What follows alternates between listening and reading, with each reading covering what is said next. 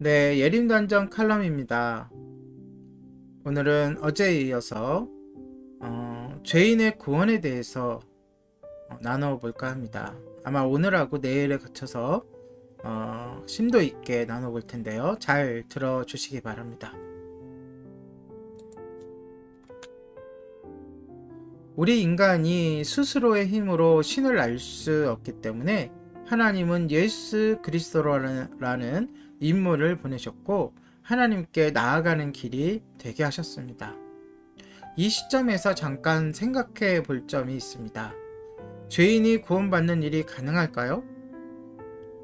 하나님이 보시기에 선한 사람은 없으며 오직 상대적인 관점에서만 선할 뿐입니다. 우리는 상대적인 비교 기준으로 선악을 따지지만 하나님의 절대적인 기준에서 우리를 본다면 우리 자신도 결코 하나님의 심판에서 예외일 수는 없습니다. 그렇다면 죄인이 구원받는 교리를 어떻게 설명할 수 있을까요? 예수님은 분명히 이렇게 말씀하셨습니다.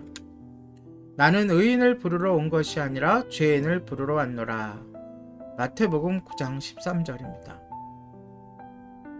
그러나 세상 사람들의 기준에서는 당연히 착한 일을 많이 한 사람이 구원받아야 하지 않을까요? 그러나 하나님이 모든 사람을 구원하시려면 이 방법밖에 없습니다. 선한 사람만 구원받는다면 우리 인간은 도저히 구원받을 수 없기 때문입니다. 인격 수양을 많이 하거나 신앙생활을 오래 한 사람도 마찬가지입니다. 따라서 하나님은 한 사람이 대신 죽음으로써 모든 사람이 용서받는 방법을 택하셨습니다. 하나님은 공의로우시기 때문에 죄를 그냥 간과하실 수는 없습니다. 그런데 죄의 대가는 죽음입니다. 그러나 하나님은 사랑이 또 많으시기 때문에 인간을 멸망하게 그냥 내버려 두실 수 없었습니다. 그래서 이 죄를 누군가에게 옮기는 방법을 택하셨던 것입니다. 이것을 어려운 단어로는 전가라고 하는데요. 제가 조금 쉽게 예를 들어보도록 하겠습니다. 어느 왕국에 임금이 나라를 망치는 범죄를 근절하고자 엄한 법령을 제정했습니다. 새해 첫날을 기점으로 죄 짓는 사람은 두 눈을 뽑아버리겠다.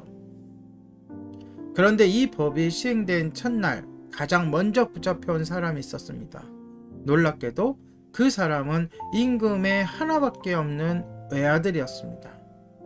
왕은 순간 근심에 빠져버린 것입니다. 깊고 깊은 고심 끝에 임금은 어렵게 결연한 결정을 내렸습니다. 그것은 바로 아들의 눈을 하나만 뽑고 대신 자기의 눈을 하나 뽑는 것이었습니다. 그럼으로써 법을 지키면서도 사랑하는 아들이 맹인이 되는 것을 막기로 한 것입니다. 하나님은 바로 이런 방식으로 우리 인간을 구원하셨습니다.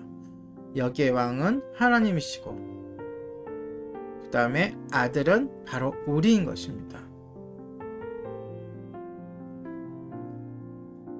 그럼에도 이 구원을 이해하기는 참 어렵습니다. 저도 믿음으로 성령님께서 주시는 믿음으로 믿고 생각하니까 이렇게 쉽고 명쾌하지만 처음 복음을 접하고 처음 예수님을 만난 하나님을 만난 사람들은 이 구원에 대해서 참으로 어려워할 것입니다. 그분이 십자가를 대신 지시는 것과 죄인이 용서받는 것과 무슨 상관이 있는 거죠? 라고 반문합니다. 왜냐하면 죄인이 구원받는다고 하는 사실이 우리의 정서로는 잘 이해되지 않기 때문입니다. 당연히 죄인은 벌을 받아야 되겠죠.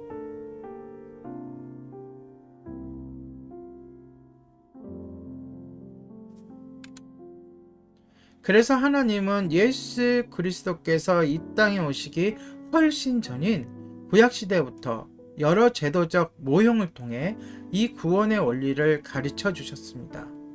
대표적인 네 가지를 말해 보겠습니다. 그 중에 첫째, 구약시대의 제사 제도입니다. 이 제사는 오늘날의 우리 한국 사람들이 또는 동양에서 드리는 조상님에게 드리는 제사랑은 다른 것입니다. 이는 하나님 앞에서 하나님께 드리는 제사인데요. 그 중에 반드시 죄를 하나님께 제사를 온전히 다 드리기 전에 죄를 제거하는 씻는 과정이 있습니다.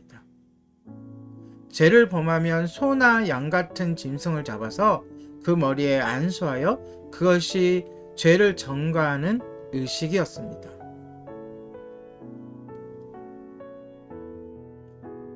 원래는 죄를 범한 사람이 자신이 죽어야 하는데 그 짐승에게 안수하고 대신 죽이는 것입니다. 물론 그렇게 한다고 해서 자신의 죄가 그 짐승에게 온전히 옮겨지는 것은 아니지만 하나님께서 그렇게 여겨주신다는 것입니다. 그래서 이렇게 바쳐진 소나 양을 대속물이라고 불렀습니다.